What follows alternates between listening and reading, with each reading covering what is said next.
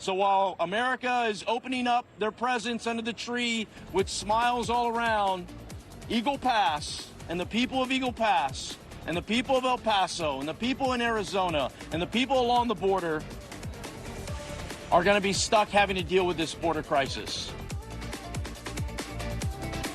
As you hear it there, tension and frustration mounting at the U.S. border tonight as a record number of migrants continue to cross over, pushing resources to the brink and increasing demands for solutions. Hello, I'm Sam Brock in for Gadi Schwartz this evening, and this is Stay Tuned Now.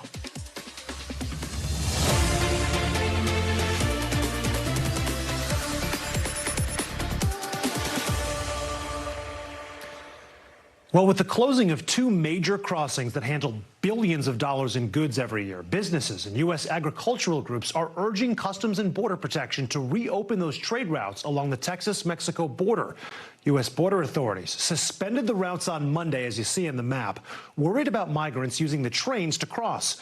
The Texas Association of Business says that just one day of being shut down can affect nearly 10,000 rail cars, moving everything from food to cars to grain. But CBP says that they are struggling right now to keep up with the thousands of migrants crossing the border. The agency reported apprehending more than 12,000 migrants on Monday. That would be a record. That influx is overwhelming immigration shelters across the United States. For example, tragically in Chicago, officials are investigating the death of a 5-year-old boy who was staying at one of the city's largest shelters. The Washington Post reporting that volunteers there sounded the alarm about overcrowding, outbreaks of illnesses, and a lack of medical care. And this all comes as we're starting to see fallout from that controversial immigration law signed in Texas that gives local and state police the authority to arrest people they suspect crossed the border illegally. 3 civil rights organizations have already sued to block the law, calling it unconstitutional. NBC News correspondent Gadi Venegas joins us from the border at Eagle Pass with more. Guad? Sam, this is the biggest group I've ever seen here in Eagle Pass. And, you know, it changes by the hour. In the last hour, we saw large groups arrive coming from the Mexican side, cross the river. They're lined up by U.S. authorities, and they're brought over to this field, which is essentially the makeshift holding area where they have to wait, some of them for a day, before they can get processed by authorities. So we haven't been able to speak to the migrants on this occasion. So in other trips that we've had reporting in this area of the border, we were allowed to approach the migrants to be over there, but they have changed the rules for the media now. We have to maintain distance. We've heard some of the migrants yell out that they were hungry. We've also heard from our colleagues on the Mexican side that work with Telemundo Network. I've heard that a lot of these migrants, again, are from Venezuela. They are riding the trains, but their understanding of the laws and what laws are changing in Texas and in the U.S. are almost non-existent. So we don't know if a lot of the migrants are coming because there's news that something might change, or if it's just because the timing happened to be the same when they were arriving at the U.S.-Mexico border. What we do know, Sam, is that in late October, we reported thousands leaving from southern Mexico, a caravan that at one point was reported could have been 7,000 to even 9,000 migrants traveling in a large group, making their way through Mexico. We also have reports that Mexican immigration has eased off on the patrols that they have within the country, which has allowed a lot more migrants to arrive at the U.S.-Mexico border and in places like in Eagle Pass. And of course, we know that we have a crisis, and also there's the humanitarian aspect with a lot of the migrants here getting sick and today being carried out on stretchers. Earlier today, U.S. Congressman Tony Gonzalez arriving to talk about the impact, to talk about the numbers that they're seeing in some of their processing centers. Here's Tony Gonzalez speaking. More people are still coming, and there's more people in the pipeline. And I suspect Christmas will be worse than today, and New Year's will be worse than today. We're going the absolute wrong direction. And these numbers should not surprise authorities at the border or U.S. politicians. You know, CBP released numbers of border encounters at the southern border in the beginning of what is the fiscal year, which essentially begins in the month of October every year. So if you compare the month of October of this year to October of 2023, of 2022, of 2021, they had the largest number of encounters, more than 240,000 at the U.S.-Mexico border. So we see these increases there with record never set for daily encounters. And now we have more migrants that continue to arrive, as the congressman said, something they expect to see in the coming days. Sam? Gadi, so the figures are staggering there. So are the logistics. Thank you so much for that report. Let's go now to NBC News legal analyst Angela Sanandela. Angela, thank you for joining us. We know it's been a busy slate for you. The Texas immigration law already, of course, drawing a lot of backlash, even now entering the pop culture sphere. I want you to listen for a second to a clip from sports commentator Stephen A. Smith. Listen to this. You have essentially opened up an avenue to incarcerate people for no cause whatsoever other than a particular law enforcement official's suspicion. That's what we're going to do to our Latino brothers and sisters. It's racist. He goes on to say it's insane. It's inhumane. And, you know, Angela, my first question for you would be, how are officers, to his point, supposed to tell if someone crossed the border illegally without sort of crossing that line into racial profiling? Right. So first, there's obviously reality, how officers will enact this on a day-to-day basis. But legally, in order for any officer ever to arrest anybody under this law or any others, there is a requirement for probable cause. And the color of one's skin is never sufficient. In fact, it's patently unconstitutional to qualify as that probable cause for any arrest. So with regards to this bill, the way the proponents have explained the evidence, they claim that it will be for example, a Border Patrol officer with their own eyes seeing someone cross into the country, or video footage. But again, there's a difference in theory of how this should be applied and realistically day to day. I'm glad you said that, because I was going to ask you, do you have any concerns about how this is going to be applied on the day-to-day? You're talking about empowering local sheriff's department and state police departments who may not have been trained specifically in doing this, to suddenly have immigration enforcement fall under their jurisdiction and responsibilities. Does that raise any red flags for you? It raises massive red flags, and also to the federal government, and also, I believe, likely to the Supreme Court. I can see this case going all the way up there. And this is why the federal government has traditionally had almost exclusive jurisdiction over all sorts of enforcement regarding to immigration policies, because they should not be made on a case-by-case basis. And also, there's always foreign policy considerations at play with regards to any immigration enforcement whatsoever. So from the federal government's perspective, likely this law is not going to fly, Sam. Do you expect, Angela, there to be an appeal to this law? Yes, well, right now we've already seen a lawsuit filed, and I expect also the DOJ might intervene and file their own suit because of what I just said. Now, immigration historically just is under the jurisdiction of the federal government, and the U.S. Supreme Court has also ruled that as well. The Constitution has the supremacy clause, which has often been invoked here. So I expect the federal government is not going to allow for this law to really take legs and to stay in place. Yeah, there is certainly judicial precedent for allowing the federal government to handle all matters regarding immigration. Angela Sanandela, thank you so much for your insight, as always. Moving back now to the weather front here, which has affected people all over the country. More than 20 million right now are under flood alerts across the state of California. That includes L.A., where an atmospheric river threatens even more damage.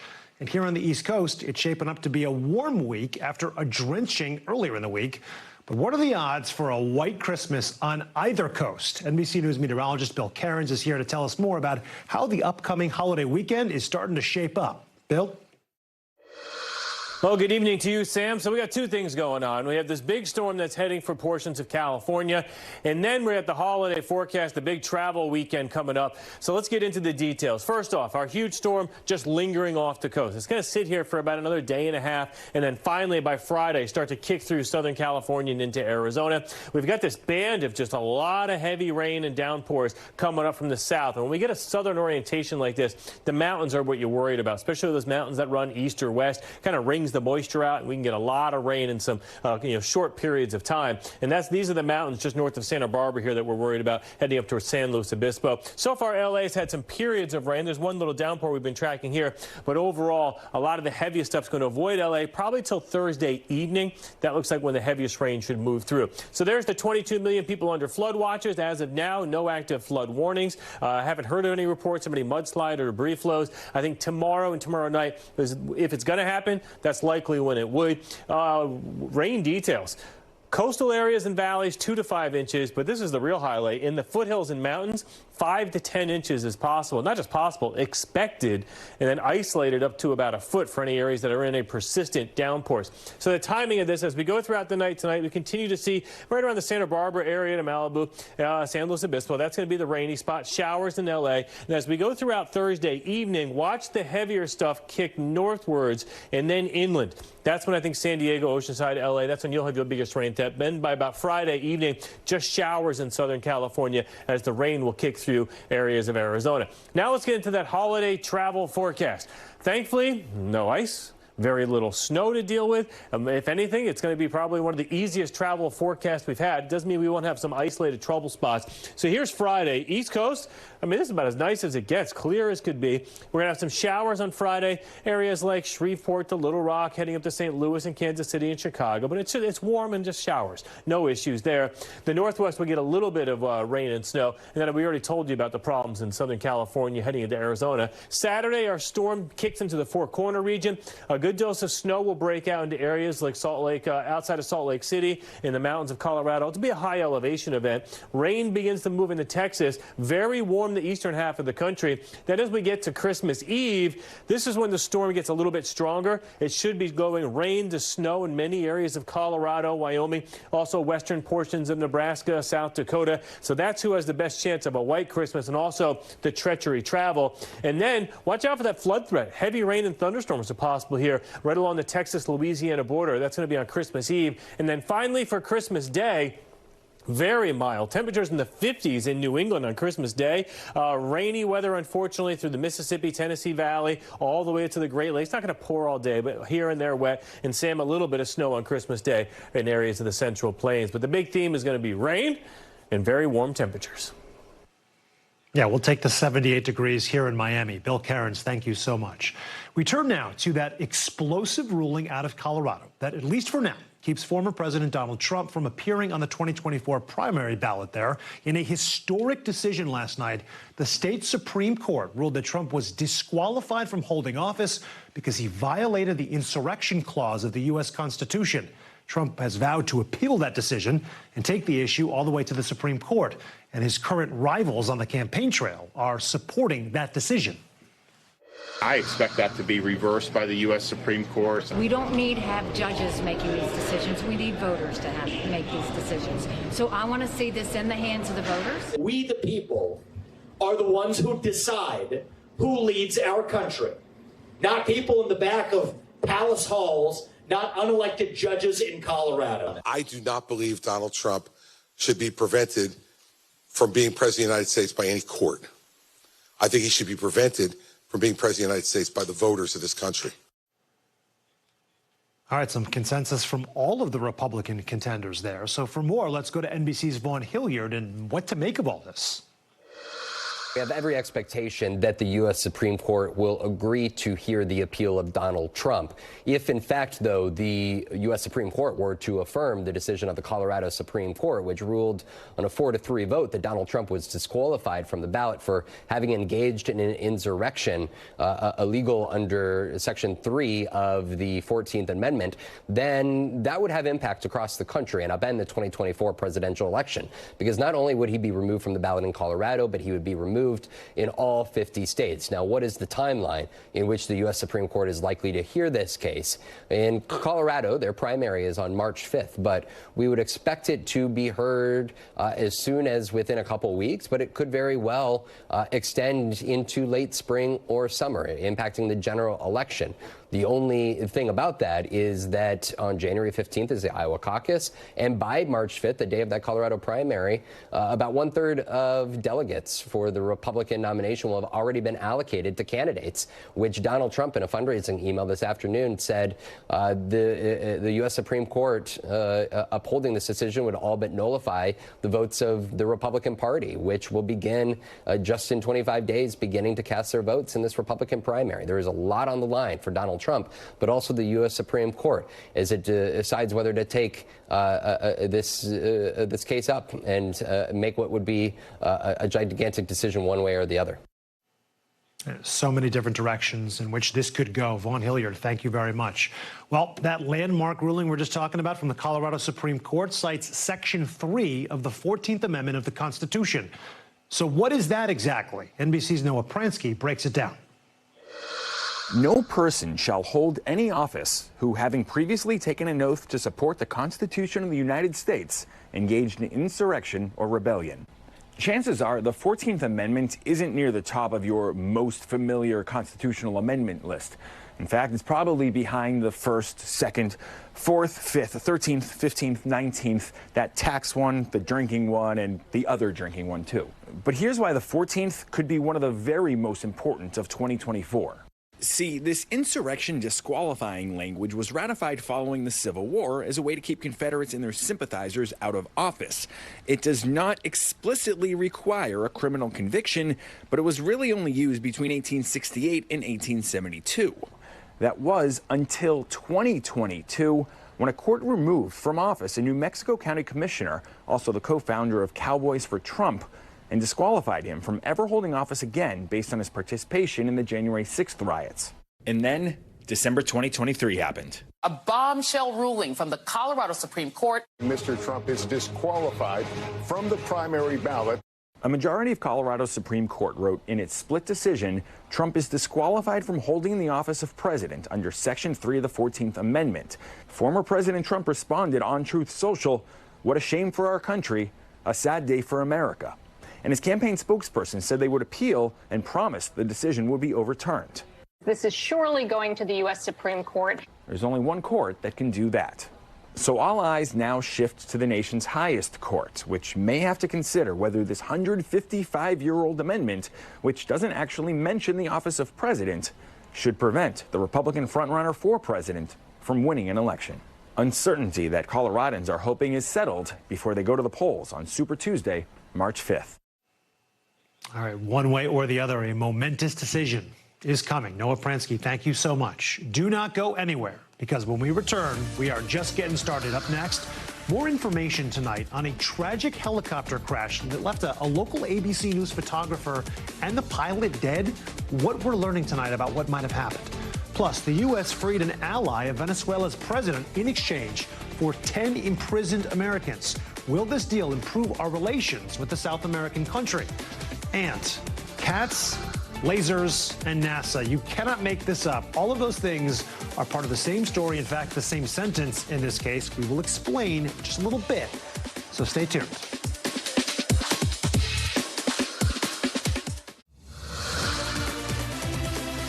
And welcome back. Here are some of the other headlines that we're watching tonight. That includes 2 members of the local Philadelphia ABC News station that were killed in a helicopter crash last night. A pilot and photographer were returning from an assignment, 67 and 45 years old, when their chopper went down in the woods of New Jersey. The cause of that crash right now is currently under investigation. A federal judge has ordered the release of names of more than 150 people mentioned in a lawsuit involving Jeffrey Epstein. They include sex abuse victims, witnesses, Epstein's employees and associates. They have until January 1st to appeal that order. Republican Congressman Scott Perry must disclose almost 1,700 cell phone records to the government in a January 6th related investigation. The records include messages about alleged election fraud and the role of the vice president in certifying the electoral vote count. A 52-year-old man has been charged with theft after allegedly stealing more than $23,000 in cash from 3 passengers on a flight, as the plane is moving in Asia. That man is accused of taking money out of their backpacks and their messenger bags. He faces up to 3 years in jail, a fine, or both. And better late than never. One Good Samaritan found this book in Washington, D.C. If it looks kind of old, that's because it is. It was checked out in 1934. They returned it to its original library in Massachusetts, where it would have had a $650 bill. I'm not sure if that includes inflation or not. But fortunately, the library decided to drop the late fees. Well, abroad right now, pressure is mounting on Israel to come to some sort of ceasefire agreement as the families of hostages grow increasingly frustrated with their governments and families in Gaza face starvation and death. Today, Hamas says that their political leader, Ismail Haniyeh, met with Egyptian officials to discuss the hostage situation in Cairo. Egypt, of course, is one of the Arab nations that's helped to negotiate the week-long truce between Israel and Hamas several weeks ago. That was back in November. Now, this meeting comes just one day after Israel said it was, quote, ready for another humanitarian pause. But promising though that might sound, President Biden doesn't know if a deal will happen soon. Are we expecting a hostage deal anytime soon? We're pushing it. There's no expectation at this point, but we are pushing. There are right now more than 100 hostages still in captivity. Yesterday, the Palestinian Islamic Jihad releasing a video with one of them, 79-year-old Israeli captive Gadi Moses. Today, his son reacting to the video. We didn't hear anything about him until last night when the movie was published, and it was the first sign of life that we got for the 2.5 months. He's looked very thin, very exhausted, 5 or 10 years older than what he was 3 months ago, and we're very worried about his condition and his well-being. As the health ministry in Gaza declares a staggering death toll, now exceeding the threshold of 20,000 people, the UN says about 90% of people in the Gaza Strip have no access to food. Now the UN Security Council is working to secure more aid for Gaza, but that vote got pushed back for a third day in a row at the request of the U.S. NBC News Tehran bureau chief and correspondent Ali Arouzi has more. So over the last couple of days, we've seen some traction over some ceasefire talks and hostages being released. And that's because both sides in this conflict are under immense pressure. The Israelis need hostages released, especially after the friendly fire incident that mistakenly killed 3 Israeli hostages by the IDF. Hamas wants a break from the pounding they're getting so they can regroup. And that's why we're seeing more talks taking place. CIA Director Bill Burns was just in Warsaw meeting with the Qatari PM and the head of Israel's Mossad spy agency. And today, the head of Hamas's political bureau, Ismail Haniyeh, has arrived here in Cairo for talks with the head of Egypt's intelligence agency and other Egyptian officials who are acting as key mediators in this war. But because this meeting is with intelligence officials rather than the foreign ministry, it's going to be cloaked in some secrecy. So we don't know anything about the meeting, but there is some optimism, however, that they may be able to make some kind of a deal. But there are also major sticking points between the two of them. Points like how many Palestinian prisoners will be swapped with Israeli hostages held in Gaza. Also important to point out is the fact that someone like Haniyeh, who's a designated terrorist, is allowed to fly around freely to countries like Egypt and Qatar that are close U.S. allies without any consequences or restrictions. That's got to raise some uncomfortable questions in Washington. All right. Thank you, Ali Arouzi, with that report. Coming up next, a high school student was suspended not once, but twice over his hairstyle. We'll have those details. But first, you got to see this. A tiny Grinch has been spotted at Cleveland Clinic, wreaking havoc on the nurses there over the holiday. But this is a good kind of havoc. 6-year-old Andrew Suglaski is a patient with a love for all things Grinch, as he is just flinging tissue paper around. He keeps a stuffed dog with him named Max, and he loves wearing his Grinch hat year-round. There's Max, even during chemotherapy sessions. Andrew's love for holiday mischief is making all of our hearts grow 3 sizes. We'll be right back, and bless that young Andrew. Be right back.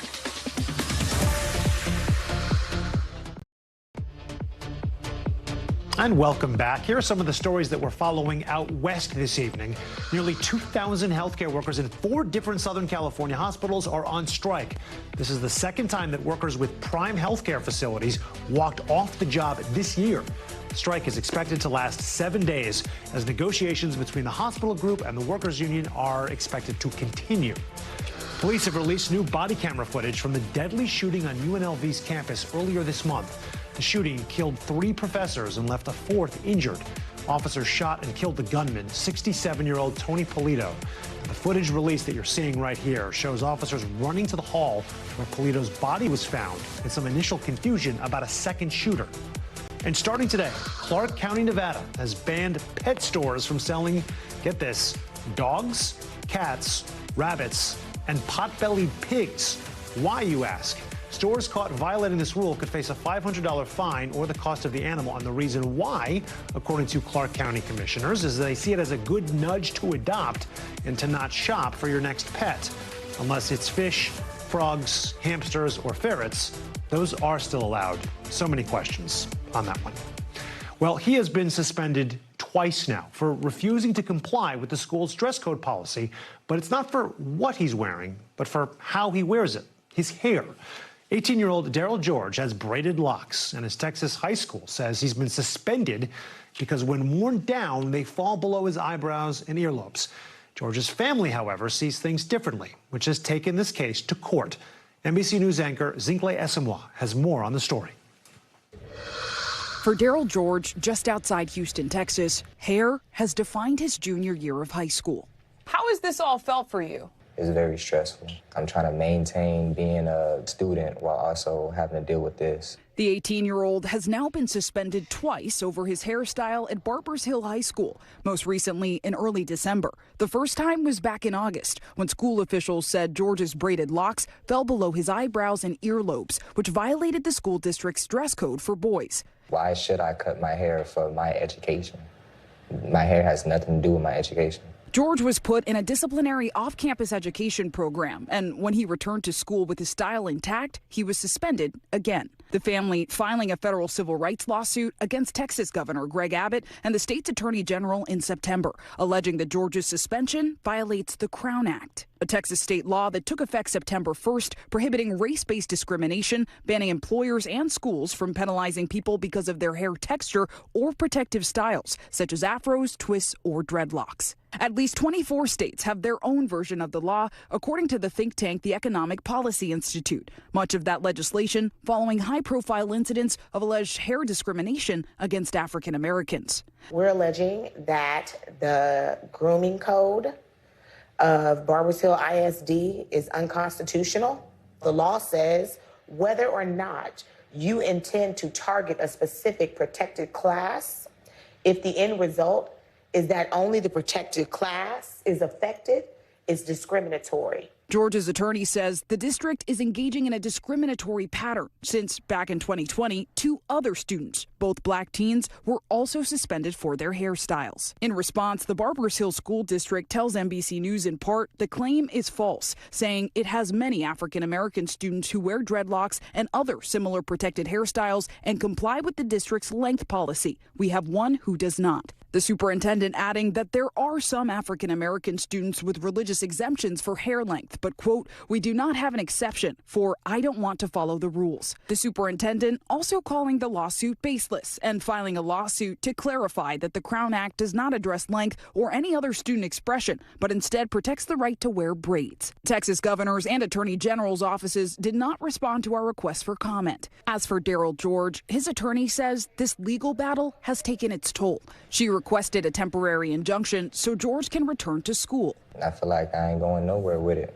As of right now, no. His family representative telling us many have encouraged the teenager to cut his hair and let the case go. Daryl has hair that's woven in his head from his grandfather and from other ancestors. And this is how he is connected to his people. What does your hair and your hairstyle mean to you? It just means a lot to me. It made me feel more closer to my people. Being without my hair is like cutting me from my people, not letting me, express myself how I feel I should be. Zincle Esamoah reporting there. Thank you so much. Still to come, the eruption somehow still not over yet. After the break, we're taking you to Iceland, where the lava is still flowing. Stay tuned.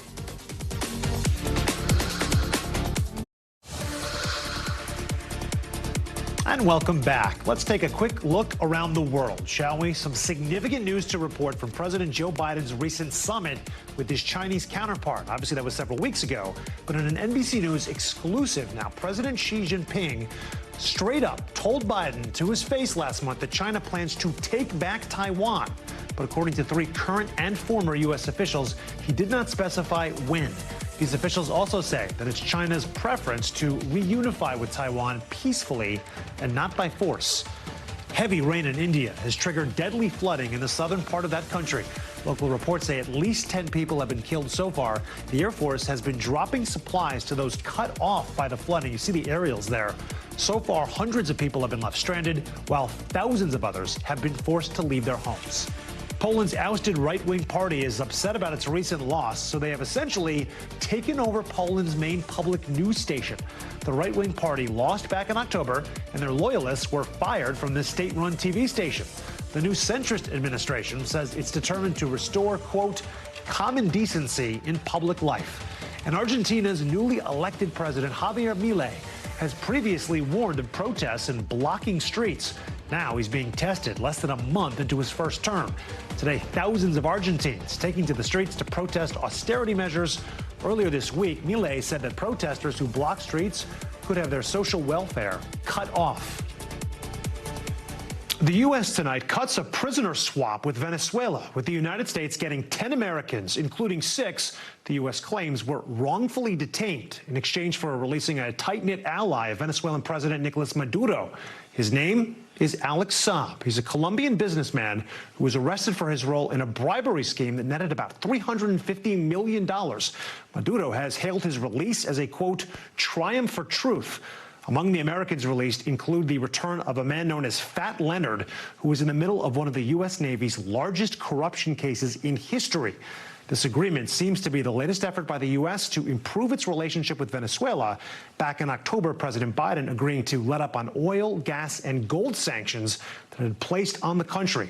Joining us tonight, NBC News senior White House correspondent Gabe Gutierrez to break this all down. Gabe, what do we know about the deal, the motivation for the deal, and also these 10 Americans being exchanged for Saab? Well, Sam, this deal comes after months of intense negotiations and a very frustrating period for the families of these detainees. As you said, 10 Americans, 6 of them classified as wrongly detained by the State Department, and they are heading home right now to the first stop is San Antonio, where they're expected to land in the next few hours. Now, 4 of those 6 have been identified so far. They're listed as Joseph Cristela, Evan Hernandez, Jarrell Kennemore, and Savoy Wright. I spoke with one of their mothers, the mother of Joseph Cristela, just a short time ago. She lives in Idaho and is actually trying to make her way down to San Antonio, but she believes that her son was being used as a bargaining chip. And for the last several months, she's been waiting for word, but she is so thankful. And she says that she was shocked this morning when she got the call that her son was being released. Again, those 6 Americans classified as wrongly detained heading to San Antonio right now, where they'll undergo psychological evaluation and post-isolation support, as other wrongfully detained Americans have undergone in San Antonio before, Sam. It is nice to see at least a family reunited there, Gabe. How are people reacting to this deal? Are they praising President Biden, or is giving up Saab seen as some sort of major concession? Well, critics of the Biden administration are seeing this as a major concession to Nicolas Maduro, of course, a socialist government, long, complicated history with the U.S. and a lot of tensions with the U.S. You remember several years ago, the U.S. didn't actually stop recognizing the Maduro government. But as you said, they eased sanctions, the U.S. government did back in October, trying to get Venezuela to hold freer elections. And today, President Biden actually said that Maduro is not there yet, but he is making progress on that front. But again, critics of the Biden administration see this as perhaps incentivizing enemies of the U.S. to detain more Americans. A Republican senator of Florida, Marco Rubio, is calling the deal with Maduro shameless. And again, they worry that cutting a deal with Nicolas Maduro could incentivize others to detain those more Americans, Sam.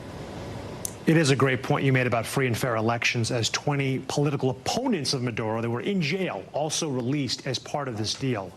Gabe, lastly, let's talk about Fat Leonard. What happens when he gets back to the U.S.? Well, that is quite the story, a salacious story that, you know, his bribery scandal ended up with, you know, a dozen or so Navy officials and contractors being arrested. Now, his name is Francis Leonard, and he actually escaped the U.S. He was on house arrest right before his sentencing last year. He cut off his ankle monitor and managed to escape the United States. He was taken into custody in Venezuela. He was seeking asylum there, but he's now being brought back to the U.S. And as we understand it, the Department of Justice, you know, still planning to go forward with sentencing when it comes to Fat Leonard. But certainly this is something that the law enforcement community here in the United States is glad to see, in addition to those family members that are getting to see their family members potentially later on tonight. Sam? No doubt about it. A lot of moving parts on this deal. Gabe Gutierrez from the White House with the very latest. Thank you so much. You bet. Well, the stunning volcanic eruption in Iceland appears to at least be slowing down. But scientists say the eruption isn't over yet. Sky News' science correspondent Thomas Moore reports from southern Iceland. We're now well inside the exclusion zone, but this is as close as we're allowed to go to the eruption site. It's a few hundred meters over there. What was a wall of fire stretching across the horizon is now concentrated to just 2 cones, still erupting, but only releasing a small amount of lava, just a fraction of what was being spouted out just a few days ago. Now, just to give you a sense of the geography, this is quite a remote area, but very close by. There's an awful lot of infrastructure. Just down here is Schwartz, a power station that provides not just electricity, but also hot water to thousands of homes across the area. It is just a kilometre or so away, and they are concerned that lava could flow across this way, perhaps cutting over this road, and also the electricity pylons that take that power away from here. It is very lucky that nothing has so far been damaged, but they are concerned that there could be new vents that open up in the coming days, perhaps even threatening the town of Grindavik, which is another few miles down this road. Anything could happen. They can't see below ground, so they're using all the measurements they can, using seismometers to look at the tremors in the earth, but also satellites in space to measure very precisely, using GPS, how much the ground is lifting up, pushed up by magma beneath. They do believe that there is another pool of that molten rock below this area, and it could feed another eruption, perhaps even new fissures opening up across this landscape. All right, hoping to see more of that ice, less of the fire in Iceland. Thomas Moore of Sky News, thank you so much. Before we go, it is time for the future of everything. And who does not love a funny cat video? Don't worry, that's a rhetorical question, no need to answer. Apparently, even the brilliant people at NASA like cat videos. Engineers there just accomplished a very big feat, and yes, a cat was involved. We'll explain when we come back.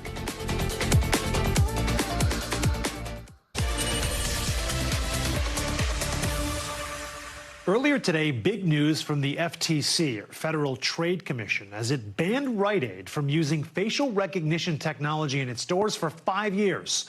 Why? Well, according to the FTC, the drugstore giant secretly used it for nearly a decade for surveillance purposes, but they wrongly accused many of shoplifting in the process, and they falsely accused the people that they did were more likely to be people of color or women.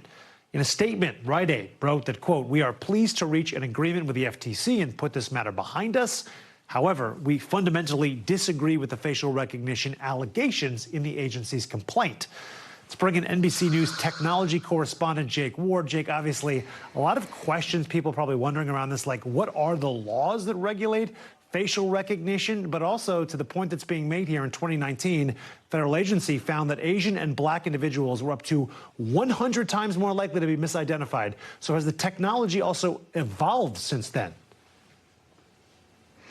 Well, Sam, you know, the technology has evolved, but unfortunately the use of it seems to have degraded, at least in Rite Aid's case. I mean, right, that is the allegation that FTC is basically coming, that's the conclusion that the FTC is coming to here. You know, basically, if you walked into a Rite Aid in a large urban center, a Baltimore, a Philadelphia, San Francisco, between 2012 and 2020, you were picked up by this facial recognition system. And I've been speaking with people who were close to this project, and they say, you know, initially the idea was that people would then come to you having, you know, matched your photo to a very high-tech database of other repeat shoplifters. And then the idea was that the staff member would somehow come over and just say, "Excuse me, sir, may I help you?" And by being kind of greeted in that very polite, high-touch way, you'd be embarrassed and you'd leave. That was sort of going to be the original idea. But over the years, Sam, I mean, you know, right, the money paid to retail clerks has stayed the same while their responsibilities have gone up and up and up, right? Morale, staffing problems, the rest of it mean that in an environment of really, you know, a really dysfunctional market, you suddenly have employees trying to deal with a lot of shoplifting and not in a sensitive way. And it turns out not in a way where you could rely on the technology. The FTC says that thousands of people were falsely identified as shoplifters, even though, you know, the technology in theory can be better. The people here were not trained. They would haul people out of line, embarrass them in front of their colleagues, their families, their friends, all of it suggesting that, you know, this high-minded ambition that Rite Aid and many other stores seem to have had with facial recognition did not work out, such that the FTC has now banned that company from using it for 5 years, Sam. So the enforcement, obviously, is a challenge, to put it mildly. I'm also wondering, Jake, companies like Rite Aid, I mean, we talked about the fact this was done secretly, or at least those are the allegations from the FTC. Do you have to disclose if you're using this kind of technology? You do now, and that is what is so interesting. I mean, the reason that this is such a big deal in the tech world is this is the FTC. I've been speaking to sources close to that agency, and they say that this is part of the FTC's effort to try to stop the large-scale practice of essentially experimenting on all of us when it comes to big data. And that's not just going to be facial recognition systems. It's going to be things like AI, right? Up until now, the laws have basically permitted people to collect all kinds of data on all of us and experiment in the wild on the kind of conclusions you can reach using that stuff. The FTC is saying no more. In this case, one of the punishments being levied against Rite Aid is they have to delete the database that they had assembled across stores across the nation. They don't get to just sort of, you know, try again. That is a big cost to any kind of tech-driven company. You know, in addition, they basically say that, you know, this kind of new standard that you're going to have to really prove that this thing works on an ongoing basis is also going to apply not just to stores, but to law enforcement and all sorts of other places. That's the standard that the FTC is trying to establish here. So it's a really big, you know, an important sort of line in the sand that the Federal Trade Commission has drawn here, and it's why we're paying such close attention to it in the beat that I cover, Sam. Yeah, and regulation obviously so important in this space. We know you'll stay on top of it. Jake Ward, thank you so much. Well, we go now to something that I think we can all historically agree we love. Cat videos, right? I mean, you knew I was going to say that. And they've been instrumental in pioneering new technology. In 1894, Thomas Edison, you've heard of him, made the world's first ever cat video. Yep, 20-second silent film, I can't believe I'm reading this, featuring two cats boxing each other in a miniature ring. Fast forward, if you will, to 1928, RCA began testing its early television equipment with a, Felix the Cat statue, shortly after Felix introduced television broadcasting to the public right here at NBC. Today, cat videos and memes have taken over the internet, and now they are also apparently taking over space as well.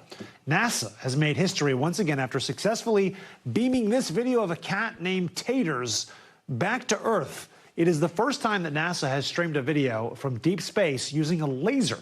The video was sent back from a record-setting 19 million miles away.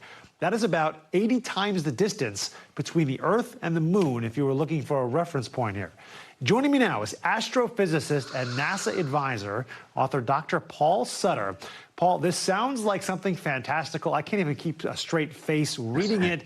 But the cat, first of all, is a great name, Taters. But let's talk about what NASA is actually doing here. Can you break down how do they do this? Why do they do this?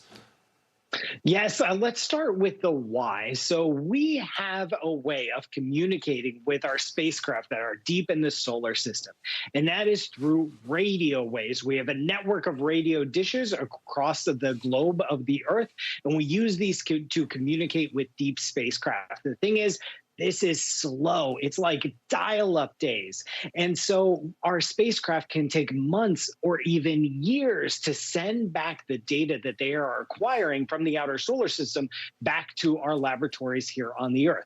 And if we want to expand our presence in space with just robotic missions or even human missions, we need faster communication. And that is what this test was exactly about. So how long did it take then? If this is a lot faster, how long did it take to beam the cat images? How long did it take to get Taters back to Earth? It took Taters, this 15-second clip of a very high-resolution video. It took about 2 minutes, which is better than most broadband internet in the United States. Wow. That's incredible. Now, can you give me broader context here? Is this a side project, I guess, for a larger mission? I mean, you talked about communication. What is the bigger picture here? Yeah, so this particular test was a side mission. The spacecraft itself is the Psyche mission, which is headed to the asteroid belt, which sits between the orbits of Mars and Jupiter. And it carried along on this spacecraft, this little box, to test this laser-based communication system. This test is working great, as Taters was able to show us. And so now we can start to integrate this kind of technology in future missions and make it the default main way that we use to communicate with our most far-flung space probes. Wow. I mean, when you put it in that kind of context, obviously we're very impressed and understand more. Switching gears real quickly, I know that NASA just released a new image of what's being called, I guess, the Christmas cluster. What can you tell me about that? Yes, this is such a beautiful and festive image. This is a real cluster of stars. This is actually a batch of newborn stars. You're looking at a bunch of twinkling baby stars here in this cluster, sitting about 1,600 light years away. And the gas between them is being lit up by the stars. And so we get to see this beautiful glow. And then when you orient it just right, it looks like a Christmas tree. That is really cool, and the timing is immaculate. Thank you so much, Dr. Sutter. Really appreciate your time. We go from the green in the sky to the green on the gridiron now. We've all had a moment in math class when we asked ourselves, how could this possibly be used in real life? But what if we told you that math and football and life lessons all intersect and have more in common than you might think? Well, one math teacher, really, she's actually a reading teacher that does holistically all different kinds of subjects, is using her students' love of football to get their heads in the game. Happy Friday! Happy Friday! If you're going to step foot onto Mary Martinez's field of play, a.k.a. her third-grade classroom. Have the Dolphins played the Jets yet? Yes! Students better bring an open mind and a keen sense of sportsmanship, because as the penalties posted on the door reveal, how we treat others is the name of the game. Where did this idea come from? I've loved sports all my life, and as I started in third grade, I noticed that there was an interest more in sports. And while I love the Dolphins and I want them to be perfect like 1972, the losses are my favorite part, because it's where the lessons come from. It's where we are able to learn and to grow, and that's such an important thing for the kids to understand. Football for you is a metaphor for teaching them life lessons. Yes. Earlier this season, Tell me, how many yards did Tyreek Hill get against the Jets last time? the Pinecrest Elementary teacher became a viral sensation by following the sensational play of Dolphins receiver Tyreek Hill. Tyreek Hill on cue! Calculating his yards per game as Hill chases history in a 2,000-yard season. Ignacio has guessed Tyreek Hill's yards exactly. He's getting a no homework pass. Say, way to go, Ignacio! Way to go, Ignacio! But these videos, filmed by a 9-year-old photographer, Nicholas, really exploded when Miss Martinez expanded her playbook and talked about how Jets injured quarterback Aaron Rodgers reached out to Dolphins player Jalen Phillips, who suffered the same brutal Achilles tear in the same stadium. To offer him support through his injury, to say, hey man, I've been there too. And she even gave her Jets towel from the game to her lone Jets student, Giovanni. I know what you're thinking. You have a student that's a Jets fan? Yes, I have a student that's a Jets fan. If that moment touched Giovanni. I even showed him once on my phone where it just said New York Jets liked post, and he was about to melt. Just imagine the emotions rushing through Miss Martinez's entire class when Dolphins players like Bradley Chubb started posting videos. I just want to send a special shout out to you, Miss Martinez, and your class. Thank you all for the support. Then the Dolphins inviting Mary to Monday Night Football.